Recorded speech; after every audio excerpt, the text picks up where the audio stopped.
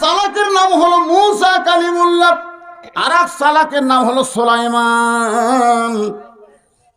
যে বাচ্চারা সকালে মুখস্থ করে বিকালে ভুলে যায়, বিকালে মুখস্থ করলে রাতও তার মনে নেই, ওই সমস্ত বাচ্চাদের ডান হাতে এই দুই সালাক নবীর নাম আরবিতে লেখে 21 দিন যদি বেঁধে রাখা যায়, ওই দুইটা নবীর রুহানু তাওয়াজ্জুর ওসিলায় আল্লাহ তার স্মরণ শক্তি ফিরে দেয়।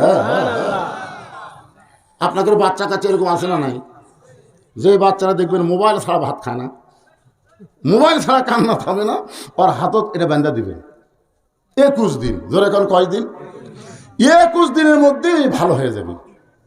কেন? ওর হাত তো খালি নাই, ওর হাতের মধ্যে দুইটা নবীর তাওয়াজ্জু থাকবে। ধরে এখন সুবহানাল্লাহ, তাওয়াজ্জু বোঝেন আপনারা? আল্লাহর বান্দার ওমর ফারুক, সুলাইমান নবী চিন্তা করবেন আমার বাবা দাউদের পরেই তো আমার থাকার কথা, কিন্তু মাঝখানে এই নবীটা ঢুকলো কে? পিছন দিক থেকে হাত দিয়ে বলবে আপনি কোন নবী ভাই, আপনার নামটা একটু জানবার চাই। সঙ্গে সঙ্গে হযরত ওমর ফারুক বলবেন ওয়ালিমান খাফা মাকাম রাব্বিহি জান্নাতান। এই তোমার মধ্যে কি আল্লাহর কোরআন নাই? কাক বলতেছে? সুলাইমান নবীকে বলতেছে তোমার মধ্যে কি আল্লাহর কোরআন নাই? আল্লাহর সামনে নত জানু হয়ে যারা আসামি হয়ে দাঁড়াবে, আল্লাহ দাঁড়ানো দেখেই দুইটা জান্নাত তাকে উপহার দিবে। আর তুমি হাসরের ময়দানে আল্লাহর সামনে দাঁড়িয়ে কোন নবী ভাই, কোন নবী ভাই? আমি কোনো নবী না, আমার নাম হলো ওমর, আমার নাম হলো ওমর, আমার নাম হলো ওমর। সুলাইমান কয় কে রে? আল্লাহ যত নবী দুনিয়াত পাঠাছে সব নবীর নাম আমি জানি, এই উমর নামে তো কোনো নবী নাই। তো বলতেছে ভাইজান তোমার সামনে দাউদ আলাইহিস সালাম আর আমি তোমার পিছনে আল্লাহ নবী সুলাইমান, মাঝখানে তুমি উমর ঢুকলা কেমনি? সঙ্গে সঙ্গে হয়তো উমর কান্না শুরু করে দিবে। ও আল্লাহ নবী সুলাইমান, এত বড় বেয়াদবি আপনার সঙ্গে করলাম, আল্লাহর রাস্তা আমাকে মাফ করে দেন। এই কথা বলে ওমর যখন নবীর কাতার ছেড়ে যাবে, আল্লাহ ডাকতে বলে ওমর আমার নবীর কথা রাখতে গিয়া আমি দুনিয়াতে নবী করতে পারি নাই, হাসরের ময়দান নবীদের কাতারে দাঁড় করাইছি, নবীর কাতার ছেড়ো না। ওমর কানবার বলবে আল্লাহ আমি নবীর কাতারের চাইতে বিশ্ব নবীর উম্মতের কাতারকে পছন্দ করি। লিল্লাহি তাকবীর। কুনতুম খায়রা উম্মাতিন উখরিজাত লিন-নাস তা'মুরুনা বিল মা'রুফি ওয়া তানহাউনা আনিল মুনকার। নিজকে চেনেন না?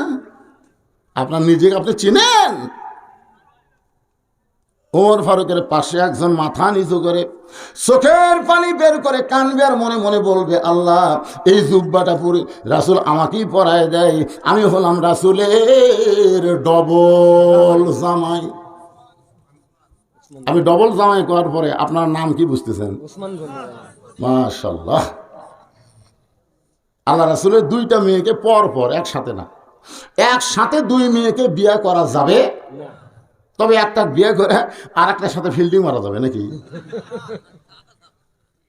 আমার এলাকার এক দুলা ভাই শালি হঠাৎ ক্যান্সার হয়ে মারা গেছে। তো দুলা ভাই সে বলতেছে আমি আমার আদরের শালিকে লাশটা ধরে একটু কবরত নামাবার চাই। আমি আমার আদরের শালির লাশ ধরে কি করে নামাবি? কবরত নামাবে। কি দিছে? একদল বিবাহিত মেয়ে সংসার করা, একজন বিবাহিত মেয়ে সংসার করা অবস্থায় অন্য একজন ছেলেকে বিয়ে করেছে, কিন্তু প্রথম স্বামীকে ডিভোর্স দেয়নি। তাদের কি বিয়ে বৈধ হচ্ছে? এখনকার বিয়েই তো হয় না, তার আবার তালাক কি আবার লেওয়া কি? কারণ বিবাহে মহারণা হবে নগদ, 1 টাকাও ডিমান্ড হবে না। এটা হলো বিয়ে। কিসের বিয়ে, কিসের ছাড়া, কিসের প্রেম? এর ফতুয়া আছে, আমি পরে বলবো। যেগুলো ফতুয়া আছে এখন দিয়েন না, আপনি আবার এটাই মিলে দেখতেছেন।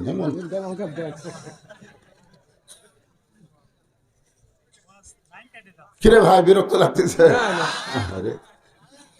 আল্লাহর নবীর দুইটা মেয়েকে বিয়ে করেছে। প্রথম বিয়ে করেছিলেন সেই নবীর মেয়ের নাম হলো রোকেয়া। আমরা তো খালি নবীর এক মেয়ের জীবনী শুনি, ফাতেমা। ফাতেমা ছাড়া অন্য যে নবীর মেয়ে আছে, এর নাম হয়তো কেউ জানে, কিন্তু জীবনই কেউ জানে না। নবীর একটা মেয়ের নাম হলো জয়নাব, নবীর একটা মেয়ের নাম হলো কুলসুমা, নবীর একটা মেয়ের নাম হলো ফাতেমা। তাহলে কয়টা হলো? প্রথম বিয়ে হয়েছিল রোকেয়ার সাথে। এক সময় আল্লাহ নবী বললেন, ওসমান তুমি আমার মেয়ে রোকেয়াকে নিয়ে হিজরত করো, আবিসিনিয়া হিজরত করো। আমি নবী যখন মদিনাত যাব তখন তোমাকে খবর দিলে তুমি আমার মেয়েকে নিয়ে আবার মদিনাত আসো। নবীর কথা মতো হত ওসমান নবীর মেয়েকে নিয়ে আবিসিনিয়ায় গেলেন। কিন্তু আবিসিনিয়ার আবহাওয়া নবীর মেয়ে রোকেয়া সহ্য হলো না, আস্তে আস্তে অসুস্থ হয়ে গেলেন। ওসমান গনি নবীর মেয়ে রোকেয়াকে নিয়ে মদিনার দিকে হিজরতে রাস্তা নিলেন।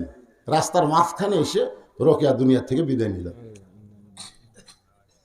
আল্লাহ নবী হিজরত করার সময় বারবার বলে, আমি যাই সর্বোত্তম আমার মেয়ে রোকেয়াকে দেখবো, কতদিন হলে মেয়েকে দেখিনি। নবীকে আল্লাহ 4টা মেয়ে দিয়েছিল, অনেক হায়াত, কিন্তু ছেলে দিয়েছিল 4টা, জন্মানোর পরে দুনিয়া থেকে চলে গেছে। আল্লাহ নবী বলেছেন প্রত্যেকটা মেয়েরাই হলো আমার কলিজার টুকরা। ধরে কান সুবহানাল্লাহ। আল্লাহ নবী মদিনায় হিজরত করে আসার পরে আবু আইয়ুব আনসারীর বাড়িতে ঢুকলেন। ঢোকার পরে বললেন, ওসমান কোথায়? আমার মেয়ে রোকেয়াকে নিয়ে যেন তাড়াতাড়ি আমার সামনে হাজির হয়। ওসমান গনিকে খবর দেওয়া হলো যে নবীর মেয়েকে নিয়ে নবীর সামনে তোমাকে যাওয়ার হুকুম দিস, কিন্তু নবীর মেয়ে তো আর দুনিয়াতে নাই। ওসমান গনি ছোট বাচ্চার মতন কাঁদতে কাঁদতে নবীর পায়ের কাছে বসে বলে, নবী গো, আপনার মেয়ে রোকেয়া দুনিয়া থেকে বিদায় নিয়েছে। রাসূল ওসমানের দিকে তাকাই বলেন, ওসমান আমার মেয়ে দুনিয়ার থেকে বিদায় নিয়েছে, এই কারণেই তুমি এত কাঁদতেছ? ওসমান গনি বলে, হুজুর 2 কারণ। 1 নম্বর কারণ হলো আপনার মেয়ে দুনিয়া থেকে বিদায় নিছে, আপনার জামাই থেকে আমি খারিজ হয়ে গেলাম, কারণ এখন তার আমার ঘরে তো আপনার মেয়ে নেই, আপনি কি আমাকে জামাইয়ের সম্মান দিবেন, জামাইয়ের আদর করবেন?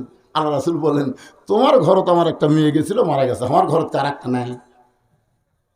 তখন এই কুলসুমাকে ওসমান গনির সঙ্গে বিয়ে দিলেন। তার মানে বোঝা গেল একসঙ্গে 2 বোনকে বিয়ে করা যাবে না, একজন মারা গেলে আর একজন রাজি হলে বিবাহ